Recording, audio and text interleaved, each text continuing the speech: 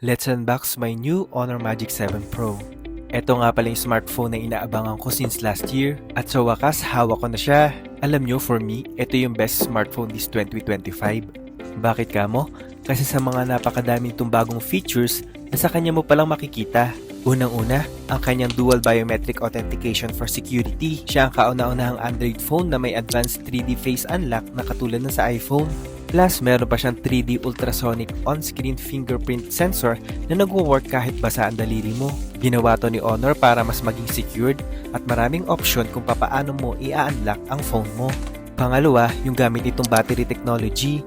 Silicon carbon battery technology nga pala ang gamit ni Honor Magic 7 Pro. Ito yung bagong battery technology ngayon sa market. Ang advantage nito, improved performance, fast charging support, at higher energy density. Kaya nagagawa ni Honor na panipisin nila yung phone pero hindi nagsasuffer ang battery capacity, which is in contrast sa lithium-ion battery na tinuturing ancient na kasi noong 1970s pa siya. Pangatlo, durability.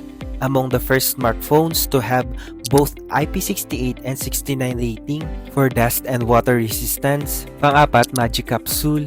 Ito yung parang dynamic island ni iPhone. Until now, in debate pa rin kung sino ba talaga mas nauna mag-introduce ng ganitong feature, si Honor ba o si Apple? Kasi noong 2019, meron na daw ganito si Honor at tinatawag nila tong Smart Capsule. Pang-lima, software updates. Nag-commit nga pala si Honor ng 7 years Android OS updates and security patches. Sobrang haba na nun, biruin mo 2030s na pero magagamit mo pa rin ng phone na to. Pang-anim, AI support. Sobrang daming AI features ng phone na to. Isa na dito yung matrix camera niya na talaga namang napakalinaw pa rin ng photo kahit i-zoom mo sa malayo. Isa to sa mga features na talaga namang nilulook up ko at magagamit ko sa mga travels.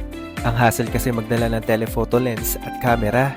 Kaya if naghahanap ka ng bagong smartphone, I highly suggest this one. Stand out talaga siya when it comes to quality, overall performance, and features. At syempre, thank you Honor para sa napakaraming freebies.